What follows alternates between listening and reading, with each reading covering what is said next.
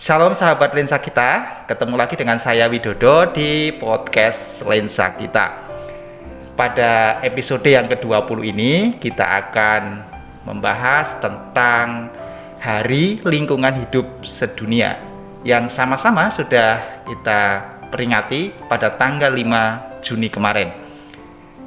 Pada episode kali ini kita sudah kedatangan bintang tamu yang akan bersama-sama nanti berbincang-bincang soal tema tadi, yaitu Ibu Herianti. Mari langsung saja kita sambut beliau. Selamat datang Bu Yanti. Terima kasih Mas Wid kesempatan ini. Gimana kabarnya? Puji Tuhan, luar biasa, sehat. Ya. Wah, ini yang paling penting. Iya.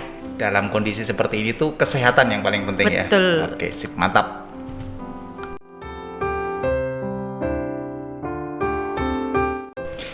Nah, Bu Yanti, kita akan berbicara tentang Hari Lingkungan Hidup Sedunia yang itu jatuh di tanggal 5 Juni kemarin.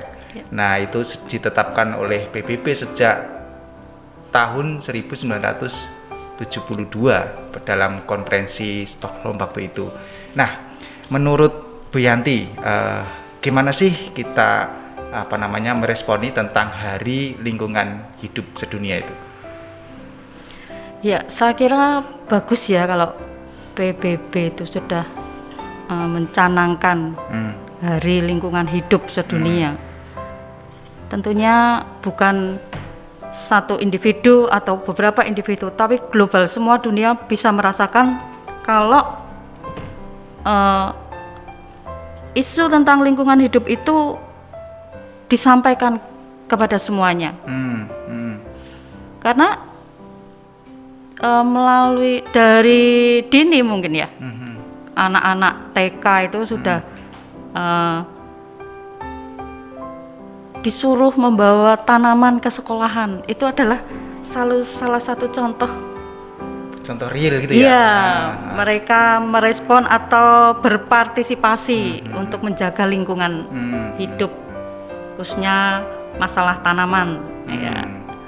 Ya, artinya itu untuk melestarikan ekosistem yang ada, supaya ya, karena dunia kita ini, bumi kita ini semakin hari mungkin tidak semakin baik ya kondisinya. Iya, betul.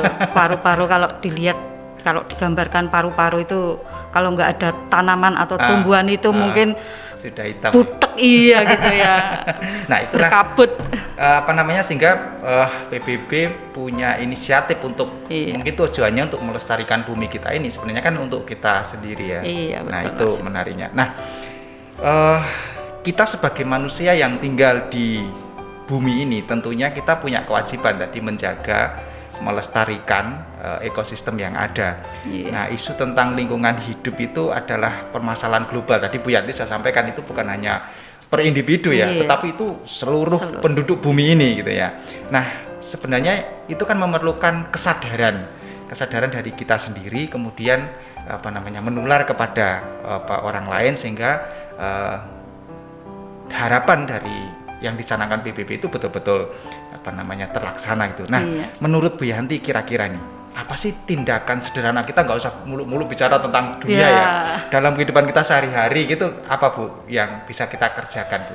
Ya, saya rasa mengenai menjaga lingkungan hidup itu bukan hanya sekedar tahu, mengerti, atau sekedar kesadaran, tetapi satu hal lagi, membutuhkan rasa cinta, mencintai.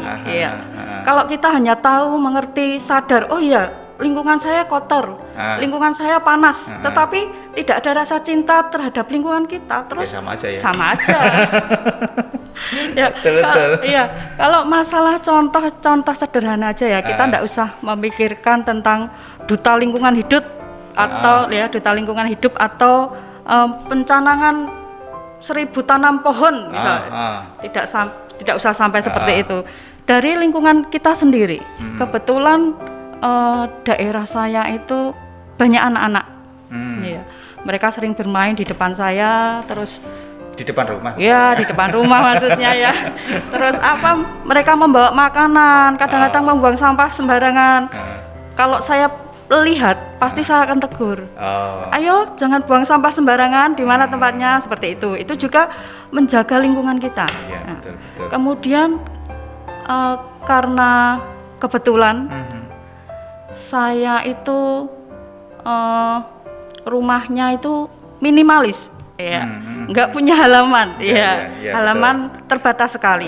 Nah, bagaimana saya berpikir meskipun rumah saya tidak mempunyai halaman, tetapi karena saya termasuk orang yang suka tanaman, suka menanam dan sebagainya, merawat juga, saya berpikir tetap saya harus membuat satu penghijauan mini, ya.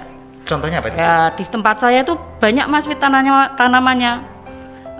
Ada buah di tempat pot, ya. Gitu. Tanbu lampot, kata tanaman buah dalam pot, ya. Meskipun tidak punya media yang besar halaman, ya itu bisa di situ. Terus kemudian saya menggunakan sampah plastik bekas minyak, ya, itu bisa saya gunakan untuk potnya. Jadi saya tidak membuang sia-sia atau katakanlah mengurangi sampah plastik. Itu bisa saya gunakan untuk menanam seledri, menanam bunga telang. Itu kan juga bermanfaat. Betul. Jadi kita bukan hanya mengambil terus, tetapi ketika tanaman itu mungkin sudah saatnya diganti, saya akan tanam kembali di situ. Jadi tidak akan pernah habis. Seperti contohnya gini, ada pengalaman cabai. Cabai itu 2 tahun di tempat saya tidak mati, Mas Wid. Oh ya? Iya. Waktu dulu harga cabai sempat naik, ya, 150 sekian gitu. Tahun berapa ya itu? 2018-2019 kalau tidak salah pernah. Kemudian juga beberapa waktu yang lalu, cabai saya tidak pernah berhenti berbuah. Keren, ya. Itu salah satunya. Nah, kita mencintai lingkungan kita bisa berbagi. Nah, satu hal lagi, kan? Satu hal lagi. 1 minggu yang lalu, ada seorang anak, kira-kira 12 tahun umurnya, seorang laki-laki. Dia bisa komentar gini, Mas Wid, wah, tempatnya ibunya Obed itu seger, hijau-hijau gitu. Nah, berarti kan bukan hanya kita yang menikmati, tetapi betul. Orang di sekitar kita juga menikmati. Bermain nyaman, seger, lihat hijau-hijau, ada buahnya, ada bunganya gitu. Menarik, itu juga bisa membuat orang lain juga senang gitu. Iya, betul. Jadi sederhana yang kita lakukan tentang membuang sampah pada tempatnya. Kalau soal menanam itu kita nggak harus berpikir punya yang lahan besar, yang berhektar-hektar ya. Karena kita kan tinggal di kota dengan penduduk yang padat, tentunya bisa memanfaatkan space-space tempat dengan kreativitas tadi seperti Bianti. Ini sangat menarik sekali. Dan manfaatnya dapat dua-duanya, ya. Iya.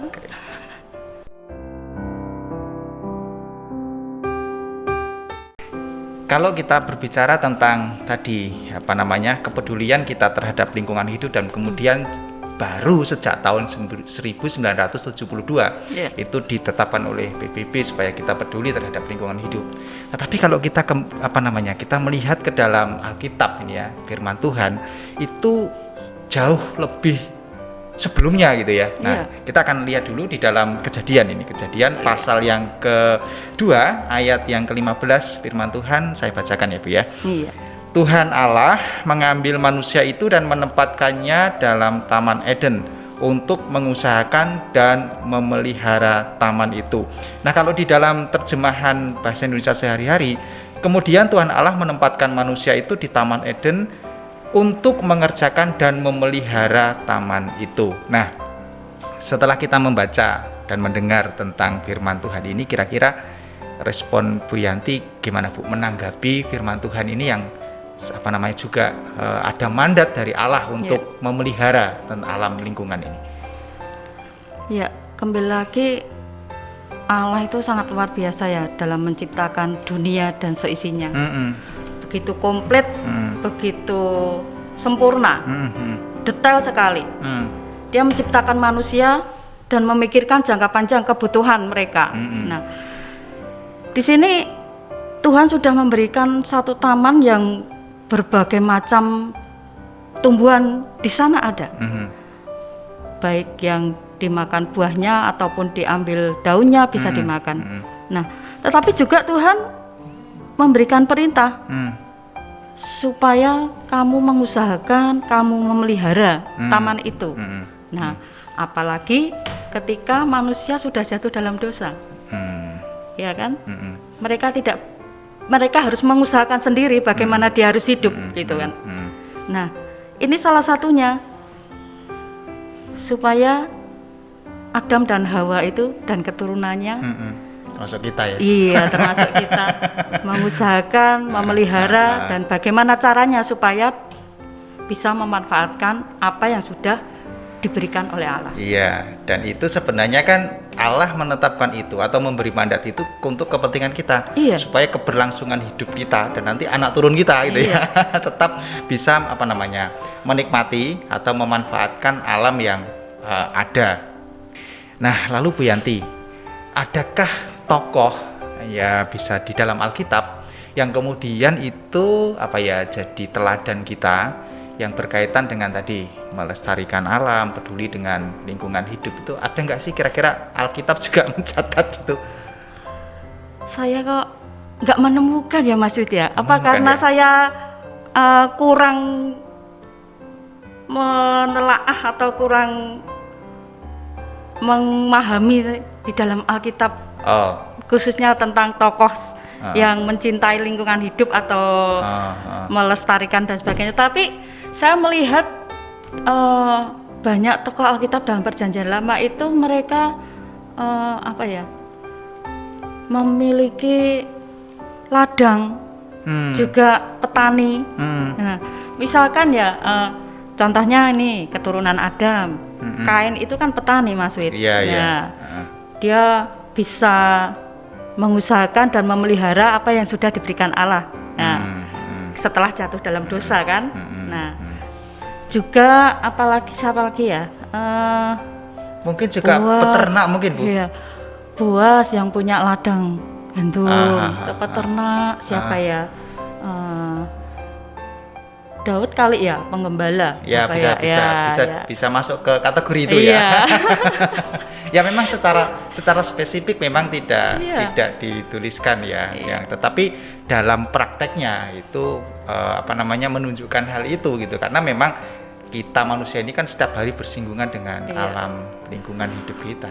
Mungkin nggak langsung Seorang petani atau peternak atau apa, tetapi lebih dari itu mungkin bisa mengungkapkan rasa syukur atas apa yang sudah diberikan Tuhan tentang lingkungan alam khususnya.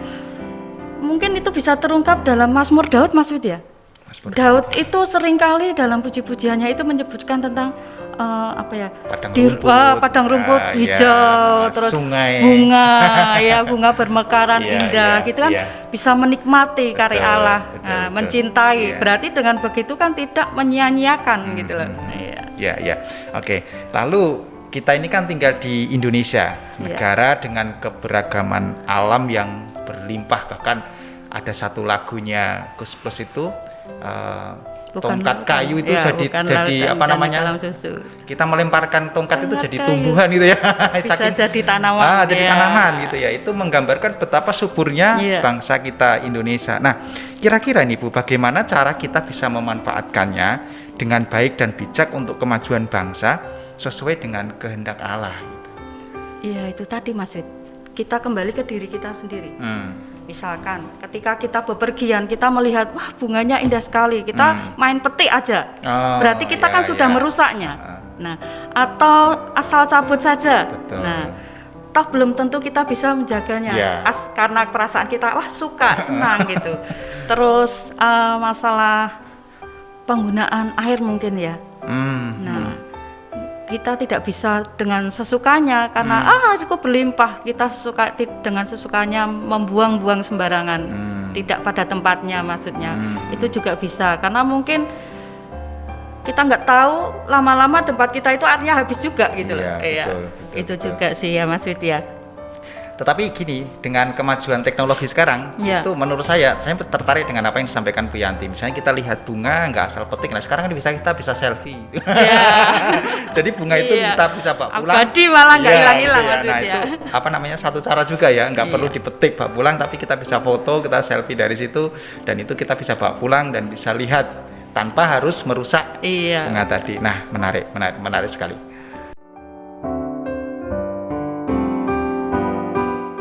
Nah, Bu Yanti, kita sudah membicarakan tentang Hari Lingkungan Hidup, baik dari perspektif dunia maupun dari pesan firman Tuhan.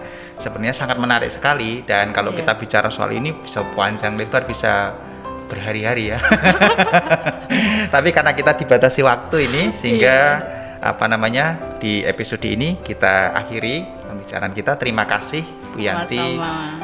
sudah hadir di podcast Lensa kita yang kita cintai ini. Gimana Bu kesannya? Senang juga sih. Seneng ya? Asik ya. Oh, asik ya. sebenarnya. Oke. Jadi siap suatu saat kita panggil lagi ya. Oke, siap. Oke, sahabat Lensa kita sudah sampai pada akhir episode kali ini. Kita sudah berbincang-bincang dengan bintang tamu kita tentang Hari Lingkungan Hidup Sedunia. Nah, ada pesan yang menarik bahwa kita harus tetap menjaga lingkungan ini sesuai dengan mandat Tuhan juga, dan juga itu untuk kebaikan kita bersama. Menurut Bu Yanti, di dalam memelihara lingkungan hidup ini dengan cara-cara yang sederhana dan bisa dilakukan, salah satunya adalah membuang sampah pada tempatnya, kemudian memanfaatkan lahan yang ada dengan menanam tanaman-tanaman yang bisa menghijaukan lingkungan kita. Jangan lupa untuk terus tetap ikuti podcast Lensa kita yang akan tayang setiap minggunya di channel YouTube GKMI Solo. Dan satu lagi, tetap ikuti protokol kesehatan, yaitu dengan memakai masker. Terus apa lagi ya Bu? Cuci tangan. Oh ya, setuju. Cuci tangan, Ya. lalu menjaga jarak ya. Betul. Menghindari kerumunan. Oke, setuju. Menghindari kerumunan, lalu makan yang cukup dan bergizi. Lalu apa lagi ya Bu? Berdoa kepada Tuhan, minta kekuatan, kesehatan kepada Tuhan. Ini yang paling Iya. penting ya. Kita tetap berdoa kepada Tuhan supaya kita tetap diberi kekuatan, kesehatan daripada Tuhan. Sampai jumpa di episode berikutnya, dan Tuhan Yesus memberkati.